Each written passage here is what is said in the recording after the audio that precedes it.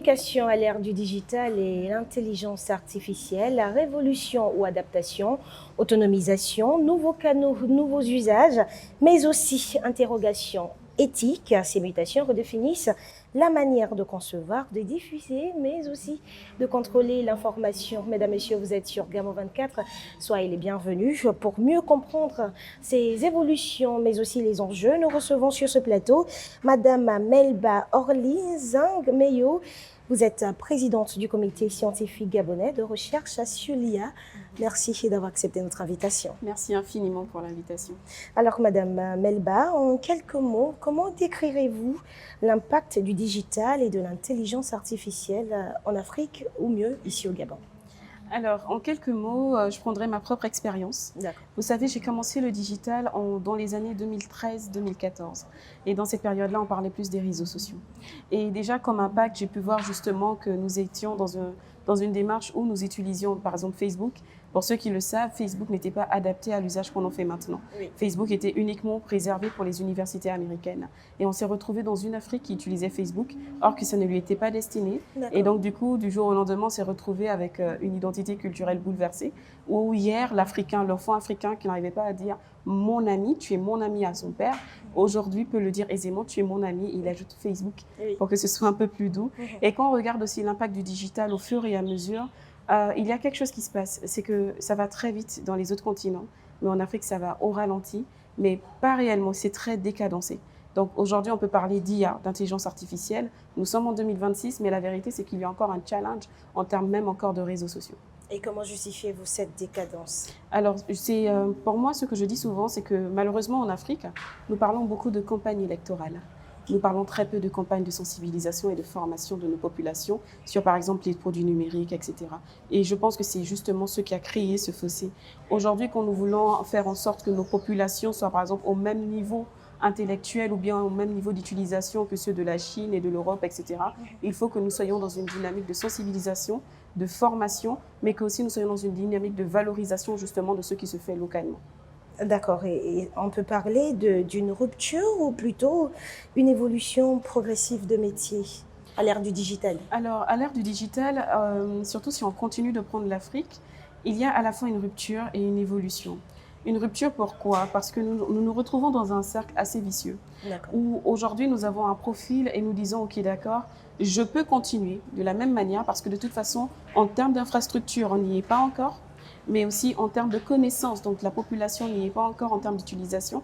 Mais aussi, il y a autre chose qui se fait, c'est que de la même manière que nous disons, nous n'allons pas trop vite parce que nous n'y sommes pas encore niveau formation, niveau conception numérique locale. De la même manière, nous utilisons malheureusement ce qui se fait de l'étranger. Donc aujourd'hui, un Africain peut dire, oui, certes, je ne maîtrise pas totalement tout, mais j'utilise ChatGPT. J'utilise Gemini. Donc c'est là où il y a justement le gap. Là où d'autres ont mis des années depuis 1956 à être d'abord formés, à prendre le temps justement d'utilisation, etc., à pouvoir même faire des use cases, donc avoir des cas d'usage bien précis, nous, on a directement sauté et on a utilisé sans savoir réellement comment ça se passe. Et aujourd'hui, on est face justement à des politiques. Et quels outils illustrent mieux cette utilisation? Alors, allons-y simplement sur l'utilisation qui est faite de ChatGPT.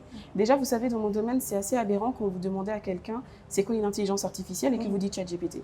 C'est assez aberrant. C'est OK, d'accord, ChatGPT, c'est on ne connaît que ChatGPT. Et effectivement, c'est un modèle d'IA, mais ce n'est pas l'IA en soi. Donc, idéalement, c'est important de savoir, même quand on regarde l'utilisation de ChatGPT aujourd'hui, que ce soit dans l'utilisation au niveau des jeunes, des élèves, au niveau de l'administration même, nous comprenons très bien que ça ne va pas. Parce que là, on parle aussi justement de souveraineté de données. Et tant que ce n'est pas pris en compte et qu'il n'y a pas une réelle sensibilisation sur le fait que l'administration doit utiliser ChatGPT ou bien les outils AI, d'une certaine façon, ça n'ira toujours pas. Est-ce qu'on utilise à bon escient ces intelligences artificielles? Malheureusement, non. Il y a un terme que j'ai envie de dire et que vous avez dit depuis le début, c'est le terme éthique. On manque vraiment d'éthique. Parce que malheureusement, on peut mettre toutes les lois qu'il faut, mais tant qu'il n'y a pas d'éthique, tant que les entreprises même africaines elles-mêmes ne prennent pas conscience qu'il est temps qu'elles se réveillent, et même les États se réveillent et disent « Ok, d'accord, il est temps qu'au sein de chaque administration, au sein de chaque entreprise, justement, on doit parler d'éthique. Combien de fois on utilise l'IA? Pourquoi on utilise l'IA? Et même dans les établissements scolaires. Aujourd'hui, on se retrouve justement avec des étudiants qui, pour faire leurs devoirs, utilisent complètement l'IA. Oui. Et on se retrouve des fois avec des enseignants qui sont complètement dépassés. Ce qui est bien, c'est qu'au sein du comité, par exemple, nous formons les enseignants à pouvoir dire, OK, j'arrive à détecter l'IA et à pouvoir corriger convenablement un devoir, par exemple. C'est la même chose avec les entreprises. On arrive à leur donner un parchemin pour dire, écoutez, voici comment vous devez aller vers l'éthique et bien sûr avec la vision de l'UNESCO. Vous faites bien donc de parler de l'utilisation abusive de ces intelligences artificielles, mais comment réguler justement cette utilisation-là? Vous avez parlé de l'exemple des étudiants qui utilisent, on va dire, ChatGPT pour des devoirs et face à des enseignants qui ne connaissent justement pas l'utilisation de ces intelligences artificielles.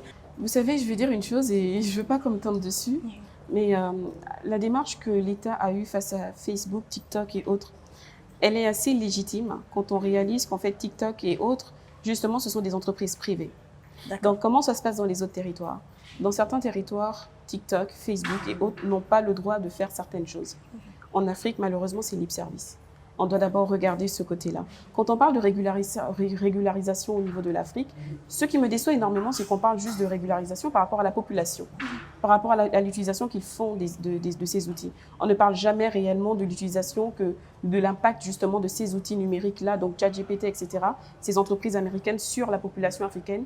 Et il y a très peu de régularisation par rapport à eux. Donc du coup, on se retrouve avec des personnes qui sont justement confrontées à cela, parce que je le dis clairement. Par exemple, aujourd'hui, quand vous utilisez WhatsApp, vous avez du jour au lendemain, vous utilisiez d'abord ChatGPT sur WhatsApp. Et qu'est-ce qui s'est passé? WhatsApp Meta a décidé justement de concevoir Meta AI. Et aujourd'hui, ChatGPT a quitté WhatsApp. Et c'est mon Meta AI que nous utilisons. Et nos enfants aujourd'hui communiquent avec Meta AI. Qui leur a donné cet accord-là, cet aval? Et que faut-il faire concrètement? Ce sont nos États qui doivent se lever pour dire, OK, on a vu qu'il y a Meta AI qui a été intégré, mais on a maintenant des jeunes. Et c'est là où la statistique, les données sont importantes. On doit savoir combien de jeunes au Gabon utilisent par exemple WhatsApp. Et ils ont quelle tranche d'âge exactement? Et c'est là où on doit partir vers ces grandes entreprises-là pour dire, écoutez, vous avez introduit Meta AI, et il est temps maintenant de regarder. Par exemple, nous avons des enfants âgés de 12 à 15 ans qui utilisent WhatsApp chez nous. Bien moins. Effectivement. Et c'est un exemple que je prends. Et cette tranche d'âge utilise WhatsApp chez nous et vous avez intégré Meta AI. Nous ne voulons pas. Ils ont le droit, l'État a le droit. Nous, on peut parler, mais la vérité, c'est que l'État parle pour tous. D'accord. Le digital et l'intelligence artificielle offrent des nouvelles opportunités. Il ne faut pas le nier en matière de visibilité, de ciblage et de performance. Quels sont selon vous les principaux avantages? Alors, les principaux avantages justement de tout ça, des nouvelles technologies, oui, on parle de ciblage, mais il y a encore mieux. Par exemple, je vais vous prendre un exemple, parce que des fois on me dit, Melba, tu fais de l'IA, mais pourquoi tu insistes? La vérité, c'est quoi? Par exemple, prenons le cas de OpenAI. Je dis, OK, je veux pouvoir entraîner une IA qui parle les langues vernaculaires gabonaises. Et c'est pas parce que je veux juste pouvoir apprendre ma langue. Ça, c'est juste, OK, un objectif parmi tant d'autres. Mais la priorité pour moi, c'est de regarder, par exemple, nos parents qui sont dans nos villages et de dire, OK, je veux que la maman qui est, par exemple, à Okonja, qui parle au Bamba, puisse recevoir des notifications RTL qui lui sont vraiment adressées. Je ne veux plus recevoir des notifications RTL tout le temps comme ça. Je veux que RTL puisse s'adresser à cette dame convenablement. Donc, du coup, on utilise l'IA pour cibler. Et l'IA parle en langue, mais pas seulement en écrit, mais aussi le parler, justement, de manière orale. Donc, du coup, voilà, c'est ça. Quand on parle de ciblage, c'est vraiment pas mal de choses. Mais encore, je vais plus loin. Comment RTL peut parler, par exemple, à cette maman-là? C'est pas uniquement par SMS. Et comme je dis, ça peut se faire de manière vocale. Et c'est là ce qui est formidable avec l'IA, c'est qu'on n'est pas obligé d'avoir un smartphone. On peut aussi avoir un numéro de téléphone, justement, qui appelle cette dame et qui communique avec cette dame en langue vernaculaire. Vous faites bien de parler de ça. Alors, vous avez conçu une intelligence artificielle pour justement parler nos langues vernaculaires. À quel niveau? Où en sommes-nous? Toujours dans la recherche, parce qu'il y a vraiment des challenges territoriaux. Il y a une réalité, par exemple, pour moi qui vient du Sénégal, en travaillant sur Awa, première intelligence artificielle sénégalaise qui parle Wolof, il y a quelque chose qui était déjà fait, c'est qu'il y avait déjà des corpus. Donc quand on parle de corpus, c'est-à-dire qu'il y a déjà des chercheurs qui avaient travaillé sur le fait de numériser les langues et de pouvoir adapter ces langues-là justement au conversationnel et AI. Tu arrives en Afrique centrale, ça n'existe pas. Donc du coup, moi qui venais toute contente et qui disais on lance une IA, je réalise qu'il faut d'abord retourner à la conception de corpus et qu'il faut y aller étape par étape. Et malheureusement, encore une fois, nos États ne comprennent pas c'est quoi la recherche numérique et la recherche IA. Nous en parlions donc en amont. Ces évolutions donc, du digital et de l'intelligence artificielle suscitent aussi des inquiétudes. On parle de désinformation, on parle de manipulation, perte de contrôle, d'où justement la suspension des réseaux sociaux par la hack. Quels sont les principaux risques liés à l'usage donc de ces applications? Alors, c'est énorme. Vous savez, j'ai tendance à dire la vérité quand je parle d'IA. Je dis l'IA, c'est bien, parce qu'aujourd'hui, je peux apprendre avec l'IA. Je peux découvrir des choses, je peux faire pas mal de choses. Gagner du temps, optimiser mon travail, on aime le dire dans le domaine. Oui. Mais il y a aussi une autre réalité, c'est qu'en ce moment, l'IA en Ukraine, c'est une arme. Donc, moi, je regarde ça et je dis, il faut qu'on fasse attention. Par exemple, des fois, on me dit, mais Melba, tu parles d'OpenAI depuis maintenant près d'1 an, mais on n'arrive pas à télécharger OpenAI dans nos téléphones. La vérité, c'est que je ne peux pas lancer d'outils AI, je ne peux pas le rendre téléchargeable tant que l'État n'a pas mis les lois qu'il faut. Je ne peux pas le faire tant qu'il n'y a pas réellement aussi les infrastructures qu'il faut, tant qu'il n'a pas la cybersécurité qu'il faut. Parce que quand on parle d'intelligence artificielle, on parle de données, on parle aussi de respect de la vie privée, on parle aussi d'atteinte même à un État souverain. Donc, il y a tellement de choses à prendre en compte et voilà. On parle donc de l'intelligence artificielle, du digital, mais on parle aussi de la communication. Effectivement. Comment améliorer le secteur de la communication grâce à ces outils? Alors, il y a un terme qui me vient tout d'un coup, c'est l'inclusion. Moi, j'ai envie de voir une communication inclusive. Vous savez, dans d'autres pays qui parlent d'autres langues, etc., et qui se veulent inclusives, vous allez retrouver, par exemple, pour un service client ou bien un service télécom qui va parler 3 langues. Vous appelez et là, vous pouvez choisir. OK, le français, l'anglais ou bien le wolof ou bien le pula. Ça dépend des pays. Et voilà, c'est ce dont moi, je rêve, par exemple, la communication au niveau du Gabon surtout et de l'Afrique centrale en général. Pourquoi pas? L'idée est de pouvoir dire, on utilise les outils pour créer l'inclusion, pour qu'il n'y ait plus justement cette fracture aussi en termes de communication. Ou après, est-ce que vous avez réalisé que la plupart, par exemple, des bad news ou bien des mauvaises nouvelles ou encore des fake news, effectivement des fake news au niveau du Gabon ou de la sous-région, sont dues au fait que des fois, il y a une personne qui arrive à capter la bonne communication, la bonne information. Elle a prise au journal de 20 heures, par exemple. Ensuite, il faut relayer à la famille. Donc, c'est elle qui appelle toute sa famille. Et des fois, quand elle appelle, quand on lui dit, mais est-ce qu'ils ont vraiment dit telle chose? Elle dit oui, mais en fait, je me souviens pas autour. Donnez-le la bonne information. Et là, la personne ment un peu. Et voilà. Mais ça se dispatche comme ça dans tout un village. Et ça tourne, et ça tourne, et ça tourne. Et après, on se dit, mais ça vient d'où cette information? Or, réellement, si on avait vraiment une atteinte bien ciblée, de toutes les personnes qui sont connectées, par exemple Facebook, WhatsApp, etc., et qu'on pouvait les atteindre au même moment, voilà, on n'aurait pas trop... Mais si on parle d'inclusion, on parle aussi de compétences. Quels profils, selon vous, seront indispensables ou sont indispensables dans les prochaines années? Alors, surtout, encore le cas du Gabon et de l'Afrique centrale.